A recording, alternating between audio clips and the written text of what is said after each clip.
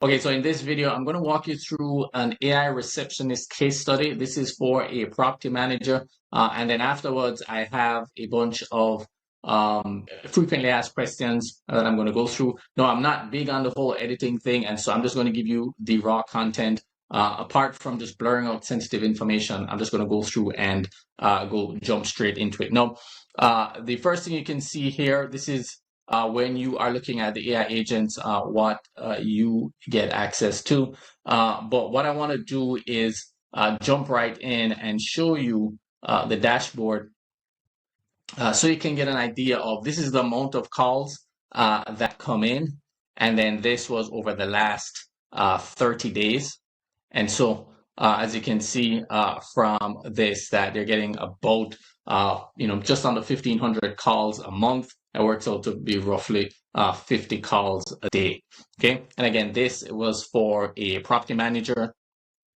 And so let me go through, and then I'll just jump right into the FAQs. And then as I go through and answer the frequently asked questions, I'll demonstrate so you can see. But so the first question that I have here on the list is what problems do property managers usually have before they install an AIReceptionist? Now, there are a couple of things that property managers tend to have. In this particular case, what was happening was that this property manager had a staff, and they had, I believe at the time, they had roughly 300, I want to say 300 units under management or thereabout. So they weren't a super large property management company, but then again, they weren't, very small. So 300 units. And yes, my handwriting is not the greatest. All right, so 300 units they had under management, and the main problem that they had was they were having a voicemail set up, and so on the weekends or late at night, either they were answering the phone, meaning the staff, the owner, the staff that they had, I believe they had 2 staff members along with the owner, and so they were the ones answering the phone calls, dealing with all the issues. After hours and on weekends, what would happen was that those calls were actually just going to a voicemail, and then they will go back and answer them once they got a chance. And so a lot of calls were being missed, a lot of issues, as you can see with tenants and property management, you tend to get a lot of calls. And so if you don't answer calls for 2 days in a row, a lot of these calls can really pile up, especially if tenants were having issues. So the main issue that they were having, to answer this in question, the main problem that they were having was that they had a pileup of phone calls after hours and on weekends.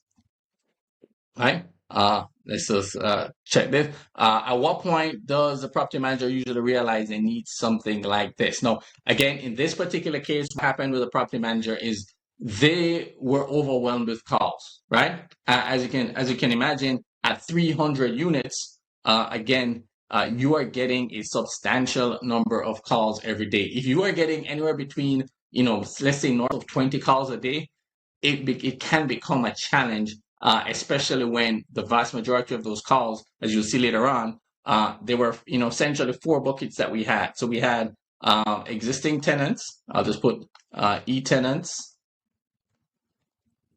existing owners. You had prospective owners, prospective tenants, and prospective owners.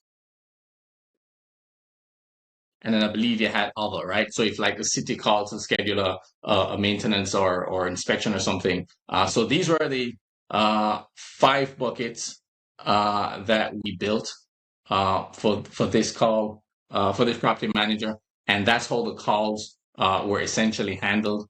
Once you get to a point where you're getting, let's say, north of 20 calls, then it's time to kind of break out something else. Okay. Why would a property manager choose an AIReceptionist instead of hiring another employee or using a traditional answering service? Now, it's a simple math, right? So in an answering service, let's just, so answering service and service. Oh my God, this is so bad. I must can make this a little bit. Okay, yeah. Now let's put it as black, right?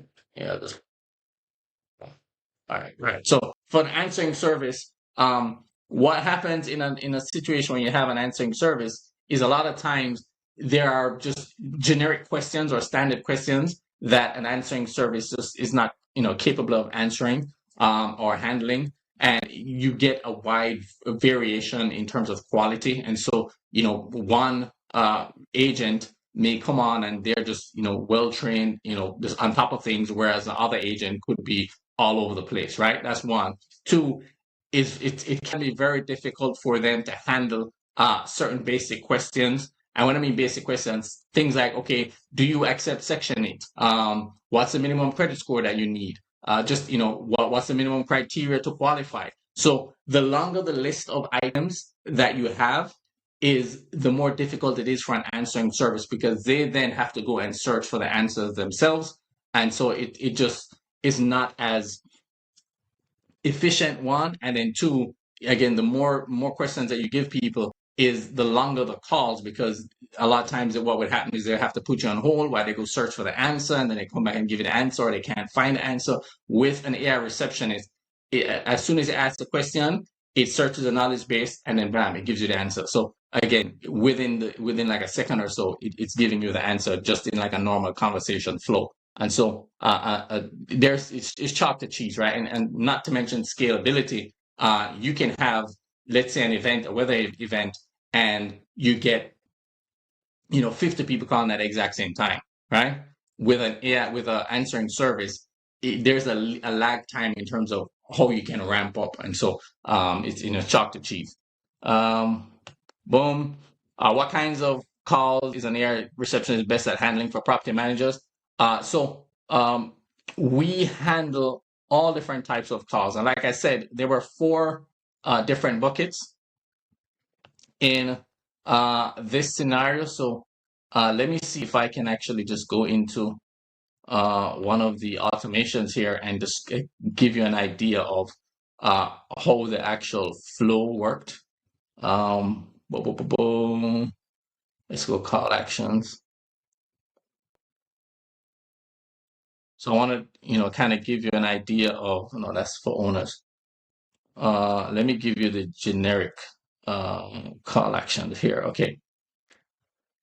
So this is how the flow actually worked when somebody called. Again, we had existing owner, prospective owner, existing tenant, prospective tenant, and then none was basically offer, right? So if somebody contacted us and they fell into one of these four buckets, then they would, get sent down a certain path. And then if they did fall into one of those initial four, then they fall into an other section, and then the other section would be handled differently. But in a nutshell, to answer the question, whatever calls that you're typically answering either live or with an answering service, you can now answer with an AI receptionist. And just so you know, what's going to happen is the vast majority of your calls are going to come from existing tenants and prospective tenants, right?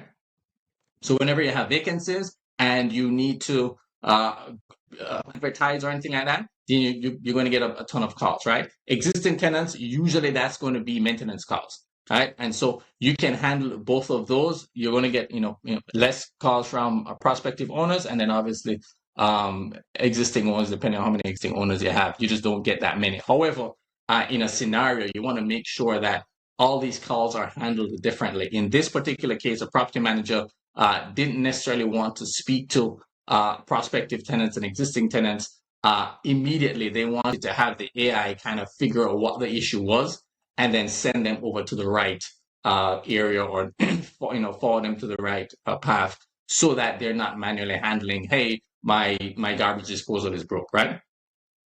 And so, but on the other hand, existing owners and prospective owners, they 100% wanted to speak to those people immediately. So the qualifying questions were basically, hey, what's your name? What are you calling about? Once the AI determined that it's an existing owner, prospective owner, then it would naturally want them to, I believe it was the salespeople. That's how that was handled.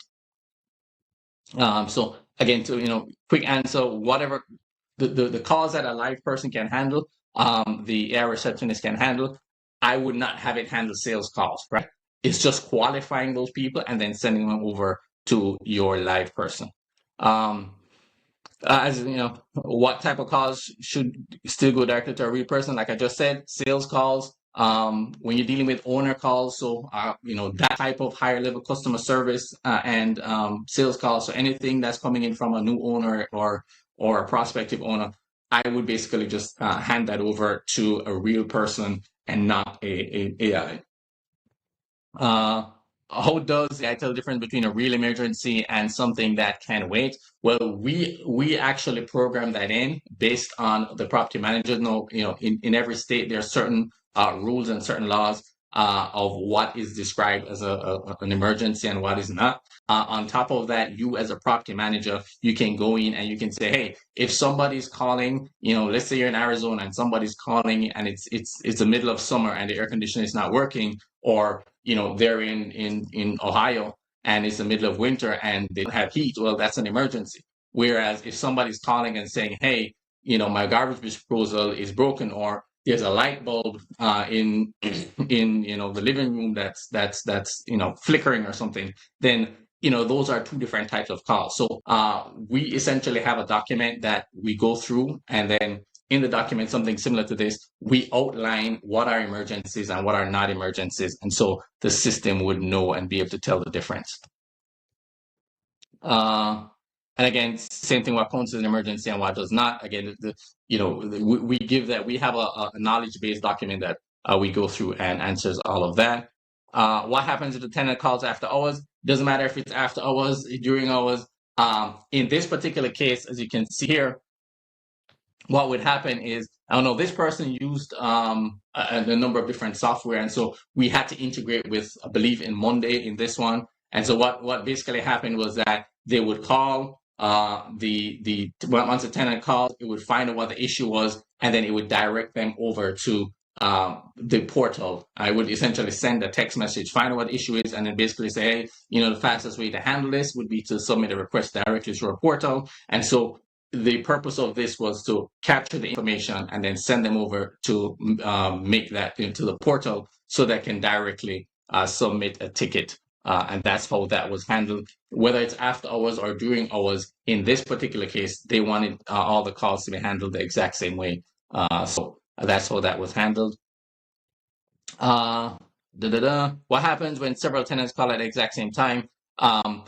Again, because this is an AI, you could have 50 people calling at the exact same time. It doesn't matter. It's going to answer all of them, even if it's the exact same number, phone number that you're calling on. Let's say 305-555-1234. Let's say you got you have 50 people calling that number at the exact same time. The system is smart enough to where it can answer all those calls simultaneously and carry on conversations with all 50 people simultaneously. And that's the beauty of an AI versus if you're doing like an answering service, or obviously if you have a live person answering, they can only answer, one call, have somebody on hold, and then everybody else after that, they fall through the cracks. So this is completely different. How does the AI know whether the caller is a tenant, owner, vendor, prospective tenant? That's great. So it does it based on intelligent conversation. So when the AI picks up the phone, it basically says, hey, this is, and then business name, how can I help you, right? And then that's how it just starts the conversation. And then based on what the person says, so I can go ahead and see if I can put in like a sample call here. But basically, let's say the person says, yeah, my garbage disposal is not working, right? The AI will then look at that and say, okay, the garbage disposal is not working. This is more than likely a tenant. And then so what it will do is it will try and confirm with the person, just to confirm, are you an existing tenant with us? And then the person would say either yes or no. Or if the person says, I have not gotten my statement or my rent check this month, then it was okay, maybe more than likely this person is an owner, so it would go and then confirm, are you a current owner with us, right? So based on what that first thing that the caller says, it can deduce what category they fall into, whether they're existing tenant, prospective tenant, existing owner, prospective owner, or other. And then it will try and confirm that with them by asking, hey, just to confirm, somebody calls in and says, I'm trying to. I saw a house in on a flyer, and I'm trying to get in to look to view the property. And it was, oh, this is more likely a prospective tenant. So that's how it works, right? The AI just knows how to pick that up. How does the AI work with an existing tenant portal or maintenance request system? There are two ways for it to do it. In this particular way, this particular case, this client really just wanted the AI to send a text message or an email out to the people and then have them click on the link in that email or text and then log into the portal, right? Another way is you can actually connect directly into the portal and then have it, go ahead and submit a ticket or a request, depending on the type of portal that you are using, right? Uh, how does AI? Okay, I just answered that. And like I said, the basic setup is the one where it just sends a text message. The more advanced one is where you actually connect directly into your portal. Yeah,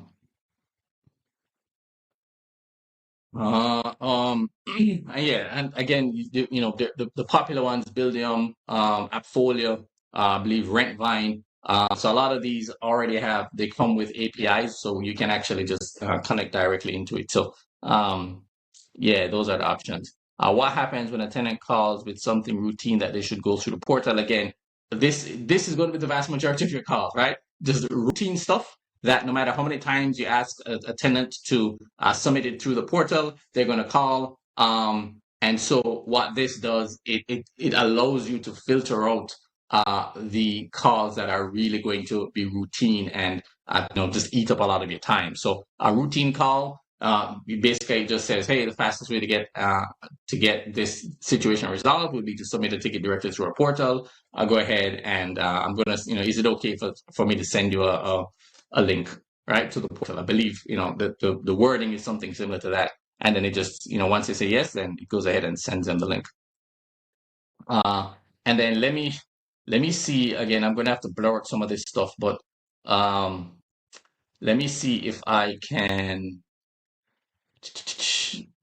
show you. So you can see here, right here. I'll blur some of this stuff, but send property info. These are going to be lease type of stuff. People interested in lease, so property info, send property info.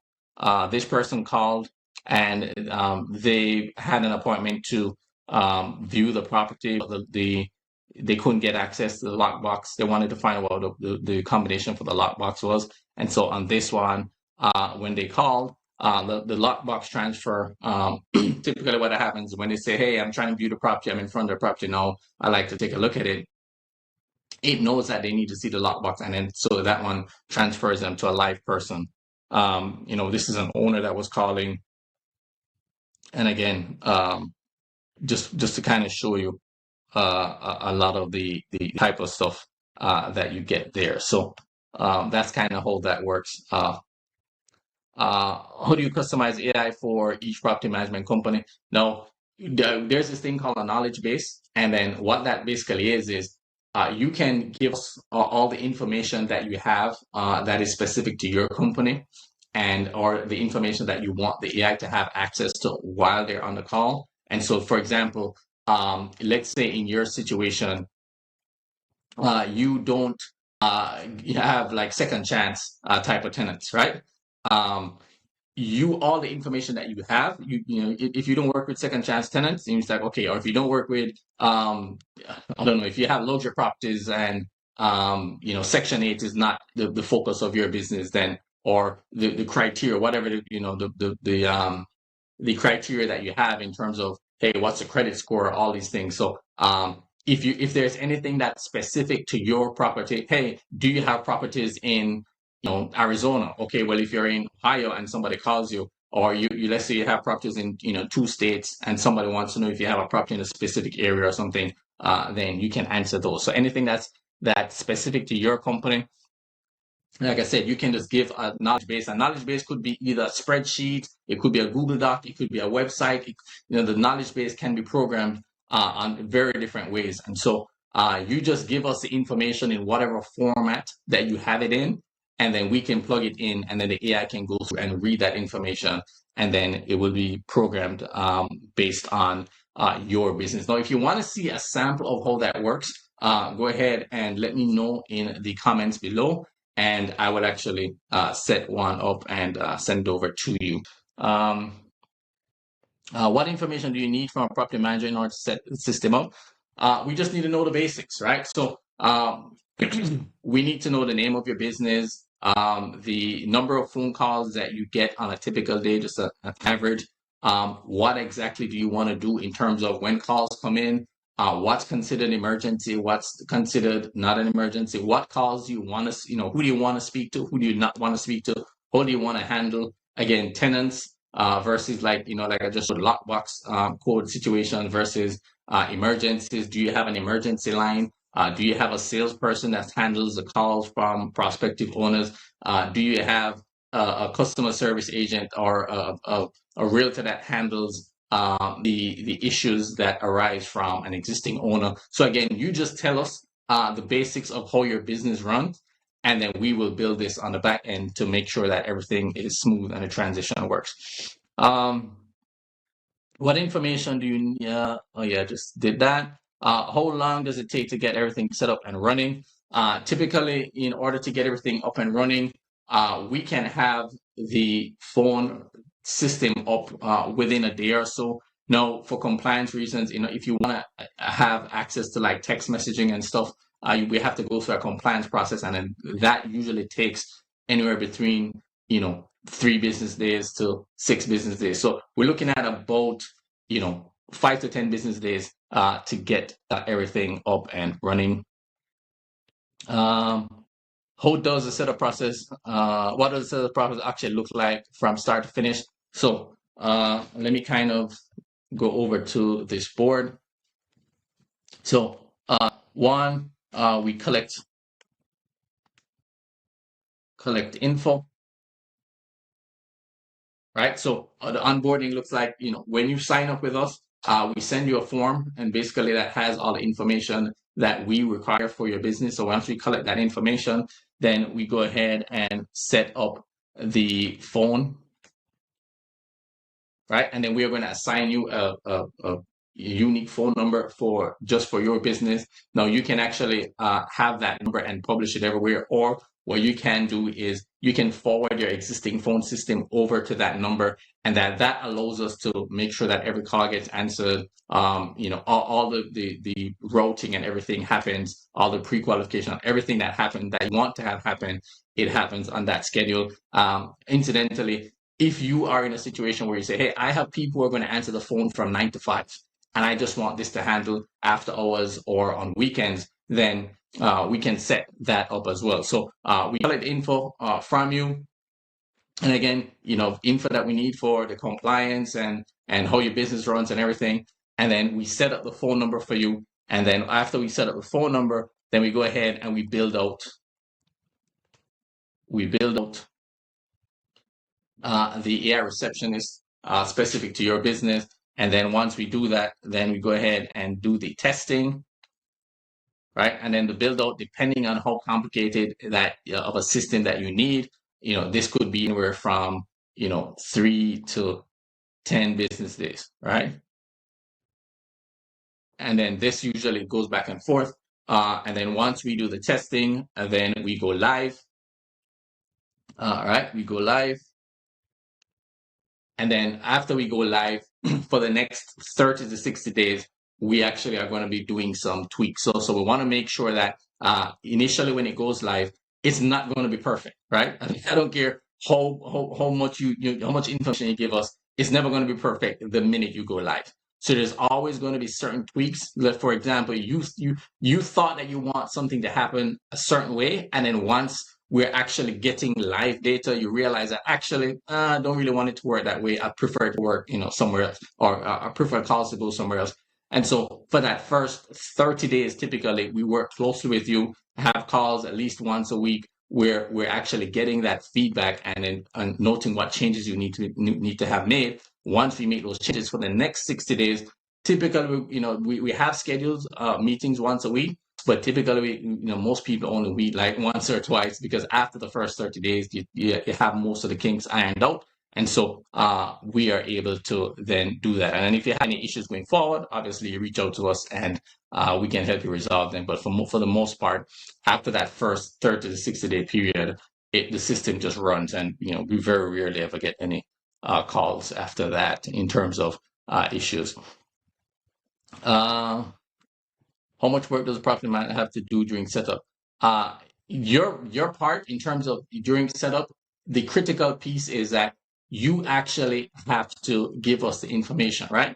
We know, no matter how good a chef you let's say you go to a restaurant, no matter how good that chef is, if the chef does not have the ingredients, you are not getting a good meal, right? If you're looking for a cake and you want the best cake, you need to give the chef the ingredients, right? Without the ingredients, you ain't getting the cake, right? And so the amount of work that we need from you during setup, it's a standardized process. But if you don't answer the questions that we have, then we can't set something up for you. We can carry the ball based on, hey, most property managers are going to want X, right? But you're going to get something that's more out of the box. If that's what you want, then great. We can give you an out of the box solution. But if you wanted to have it customized to your business, then we need you to fill out the form. That's all that's required.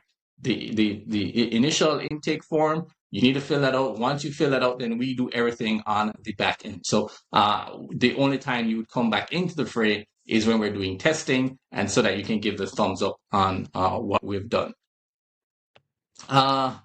Do they have to change their phone numbers or phone system? Like I said, that's not necessary. For the vast majority of businesses, you can simply forward.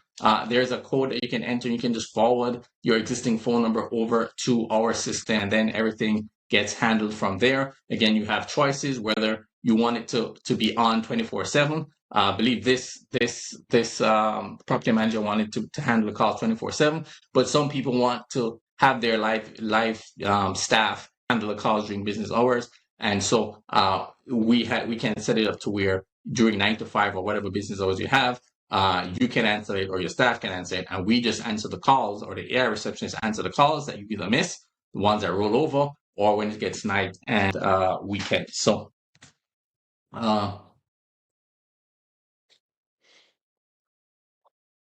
that's that. How do you train the AI so it sounds natural and knows what to say? There are over 300 different options to choose from when it comes to voices. The AI reception is multilingual. It has different accents. You can actually even plug in your own voice or the voice of someone from your staff if you'd like, and then we can train it so that it sounds like that. The AI sounds a lot more natural than the early AI stuff is leaps and bounds as to what it sounds like now. And so I'm going to go ahead and see, let me pause this here and just see if I can do the intro. All right, so let me do a web call so you can hear it.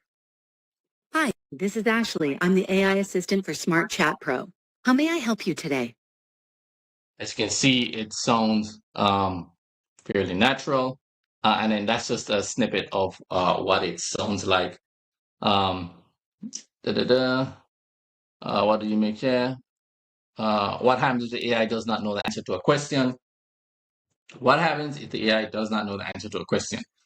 We can program it to where we can basically say, hey, look, don't know the answer to that question. I'll have somebody get in touch with you. So that in the case of this property management company, that's what it did. Basically, we have a knowledge base, and the knowledge base, you can't cover everything, right? There's always going to be a situation where it just wasn't covered.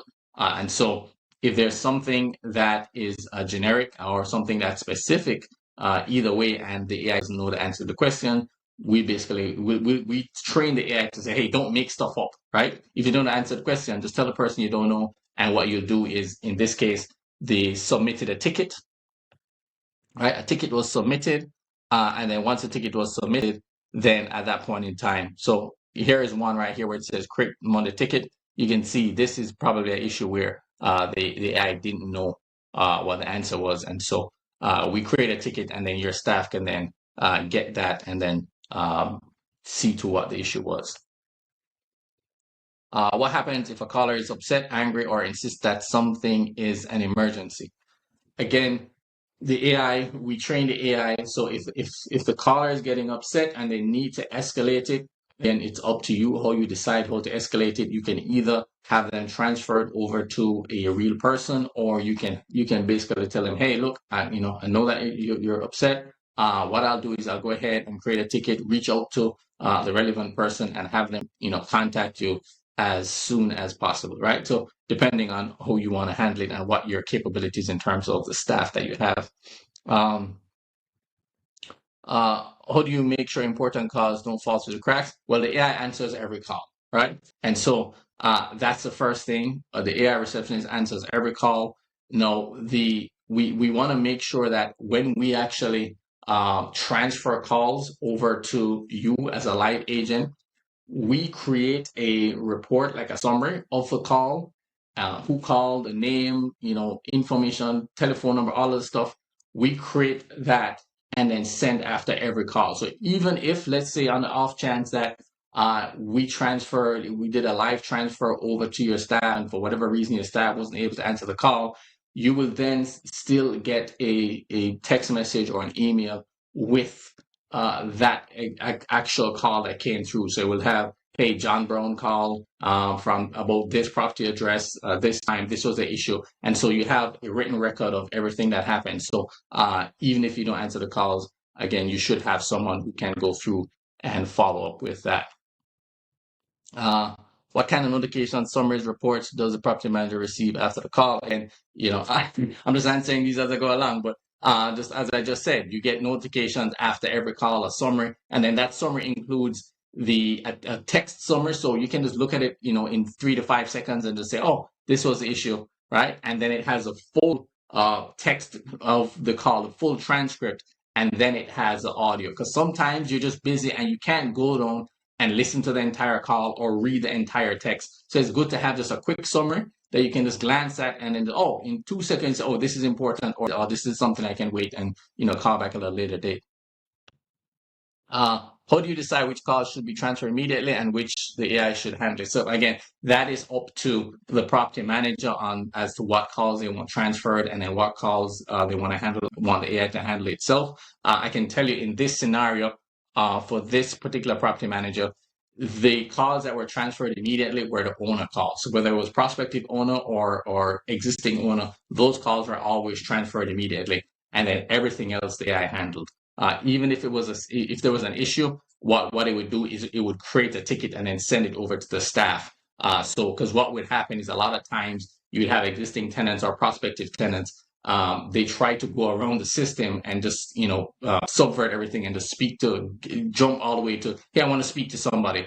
And then once they actually get in touch with somebody, you realize this is not somebody who was qualified and we should have been speaking to begin with. So they just had it so that the system always had a qualification criteria. And even if it meant that the staff had to call them back immediately, so be it, right? But they didn't want to have a barrage of calls coming in from people who were either not qualified, prospects who were looking for properties that were not qualified.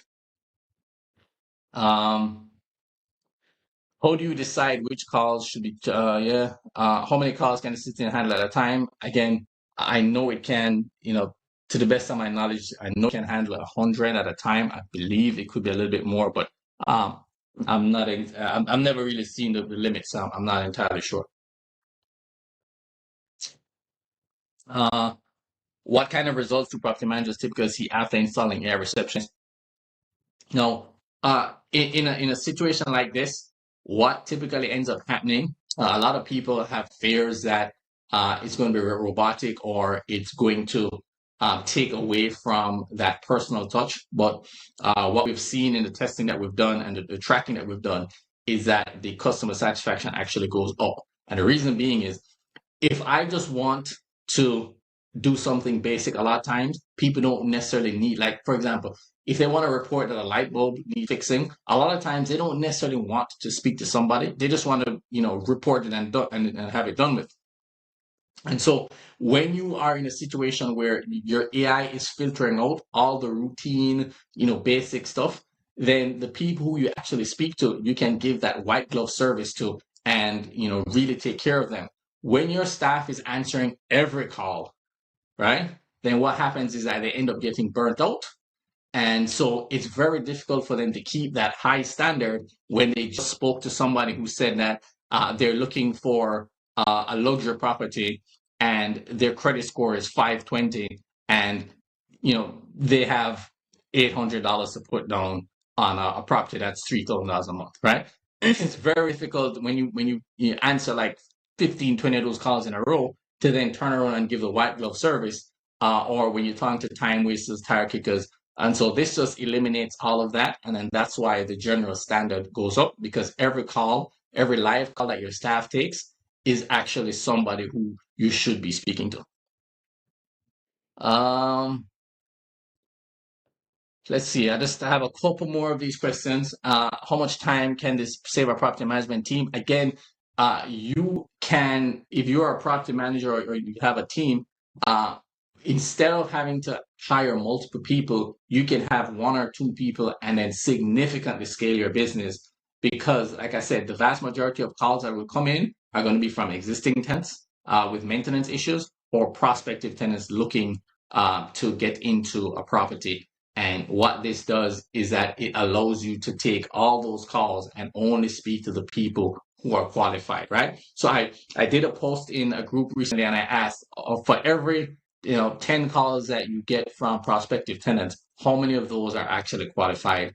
And the responses were like, 1 or 2 out of 10, and the vast majority are just not qualified. And so if you are in a situation where that is happening, what you find out is that it lessens the burden on your staff of talking to a bunch of unqualified people, right? The other thing is, like, for example, existing tenants. Sometimes tenants have the craziest requests. Like, I posted in a group of, again, what is the craziest request they've gotten from a tenant? Hey, February has 28 days, so will I get a discount on the rent because it's shorter? There's a ghost in my attic. Let's see. There was one where the tenant said that someone broke into their home and drank their wine, and there's a monster living in the walls. Like, the crazy stuff that you get, really and truly, you should not be spending time on. This saves you from all of that, because if you look down on your phone and it says, hey, there's a ghost in my attic, you know what? I don't need to spend 20 minutes talking to this person because I can, just have someone else deal with that, right? In addition to, there was a situation, not with this property manager, but another person that I was working with, where the young lady, fairly attractively, and she would basically get phone calls from this one tenant where, there just always seemed to be an issue. And then what would happen is, she would talk to him, and then, she would dispatch the people. And then invariably, once the maintenance crew got there, the problem just magically solved itself, right? And so what happened was, when the person called and now they're getting an AI receptionist, right, and they weren't speaking to the actual property manager all the time, then guess what? The need for all the maintenance calls has magically disappeared, right? So this will save you a lot. Again, I'm not saying it could be a coincidence, but hey, it is what it is. How does this help reduce after interruptions and unnecessary calls? Again, you can set the tone as to what calls you want to take and what calls you don't want to take, right? If somebody's calling you to ask you out on a date, it's probably not a call that you want to take from a tenant at 8 o'clock on a Saturday evening, right? No, so you set the type of calls that are relevant and the type of calls that are important, and then you can handle those calls, and everything else the AI can just manage that for you. What are the biggest mistakes property managers make when trying to handle all the calls manually? One of the biggest mistakes that I would say is that they believe that they can answer all the calls, right? And realistically speaking, that's just not possible. And if you are answering all the calls, then or you have a team, I can pretty much guarantee you, done this enough time, pretty much guarantee you that your staff is absolutely hating life, right? So whereas you may be an extrovert, outgoing, I guarantee you your staff does not want to take a call at 8:30 on a Tuesday evening because somebody thinks that there's a ghost in the attic and they need somebody to come look at it immediately, right? I guarantee you that is going to lead to burnout really quickly. What are the biggest mistake people make send up an AI receptionist?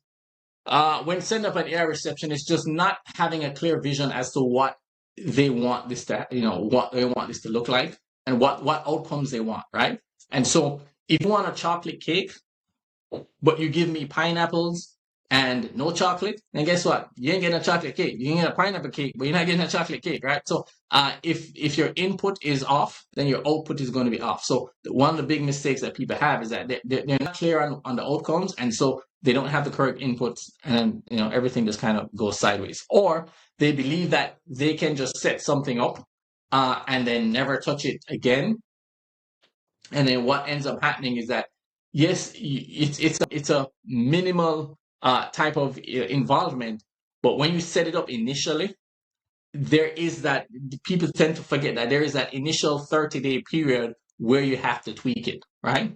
After that, you typically don't have to touch it. But that initial setup, it's not a situation where you set it up and then automatically it's just all roses. And you have to set it up and then you have to have that initial 30-day period. So if you're not willing to be in contact during that first 30 days, then you're not going to have the results that you're hoping for. What concerns or objections do most property managers have before they start? Again, it's basic. Will it sound robotic? Will my tenants and the owners, will the people I work with want to interact with it? Am I going to lose that personal touch? Right? I don't want this to be.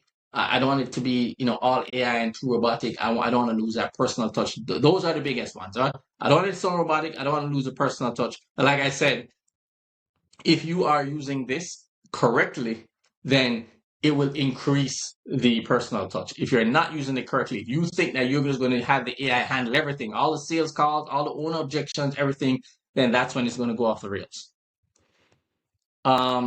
What would you say to a property manager who is skeptical that tenants will accept tongue to an AI? Again, I can just go back here and show him, this was 1,000 calls in the last 30 days, right? Over, before that, we're talking about thousands of calls, right? So the evidence just, is contrary to what you're saying. How much does it typically cost compared to hiring another employee or answering service? Now, hiring another employee or an answering service, if you hire somebody to manage the calls, let's say you're paying them between $10 and $15 an hour minimum. Let's say $10 an hour on the low side. You're paying somebody $10 an hour, 40 hours a week. That's $400 a week, $1,600 a month for a 40-hour week, right? Now, if we do the math, we find out that 24 hours a day, 7 days a week, that's 168. Unless my math is like so off. 24 times 7, it's 168 hours in a week. And then when we look at it, we're saying that this live person is going to work 40 hours a week. The AI receptionist is available 168 hours a week. So a live person, let's say you pay $10 an hour. AI receptionist, depending on what plan you get, you can pay anywhere between $300 to $1,000 a month. So if you do the math, you're paying 4 times as much for a live call answering as you would for an AI receptionist. But an AI receptionist can handle thousands, if not tens of thousands of calls, whereas a live person just can't, right? The best situation is when you have a blend, a mix, right? You have the AI receptionist at the front line, you're on the front line taking all the calls, sifting and sorting, and then you have a live person behind it supporting it so that the people who need to speak to a live person can get in touch with a live person, right? And again, depending on an answering service, like I said, an answering service may be between $1 and $3 a minute. Each call, on average, let's say 3 minutes. Then those costs start to add up. Those costs start to add up really quickly, right? This is a fraction of the cost for a answering service. Who's a good fit and who's probably not a good fit. So a good fit for this, if you're getting more than 20 calls a day, then you are a perfect fit for this, right? If you're just starting out and you don't, if you've been in business for a while, you're getting 20 plus calls a day, you are the perfect fit. If you're just starting out, you don't have any clients, you're getting like maybe 1 or 2 phone calls or a handful of phone calls a week, financially this doesn't make any sense for you, because this is an answering service. If you don't have any calls to answer, then there's no service to deliver, right? And so it's common sense, right? If you get this and you do not, and nobody's calling your phone, then you're not going to use it, right? So you want to make sure that you're getting enough calls to where it makes sense for you to have this. So that's who it's a good fit for. But like I said, and then also you need to have some sort of a portal, right? This works best if you're getting more than 20 calls. You have staff that can, deliver service, and then you actually have a portal that can handle. So when the calls come in and the AI manages it, then it can send them somewhere. And you need to have a portal, like I said, AppFolio or Rentvine or whatever it is. If a property manager is considering this, what should they do first? If you're considering getting something like this, let's go ahead and let me know in the comments below. There should be a link, or you can go ahead and message me. Head over to Facebook and then type in Smart Chat Pro. Send us a message, and we'll be happy to get you started on this. Now, I answered a whole bunch of questions, so we are closing in. So let me just show you again. This is the number of calls that came in over the last 30 days. Let's go. Let's see if we can go this quarter. Apply. No, last quarter rather. This quarter just started. Last quarter. Apply. Yeah, so you can see almost 4,000 calls. So this is how you actually handle that. And then there are a number of different options. Like I said, automation, all of this stuff is automatically built in for you. So you have a couple of thousand people who it can handle. We can actually go through and do all of this stuff. So I hope you enjoyed this video. And let me just show you. Let me see if I can go through and show you the knowledge base. And so we have a number of different options in terms of a knowledge base of how you can actually create it. We can just create it, and then, like I said, we can connect to your stuff. You can just like a spreadsheet. You can give us a Google Doc of FAQs. We can actually go to your website and then scan your website and then use that to feed the knowledge base. So there's like tons of different options of what we can do. If you have any questions, like I said, let me know in the comments below if you'd like me to answer anything. If I didn't answer any of your questions, or there's anything that I did not cover, I'd be more than happy to answer those questions. And so thank you guys for going through with me and watching this. I hope you enjoyed it as much as I enjoyed making it for you. Again, Smart Chat Pro, head on over to facebook.com/Smart Chat Pro. Send me a message if you have any issues. Again, my name is Dale. Hope to see you on the next one. All right, take care.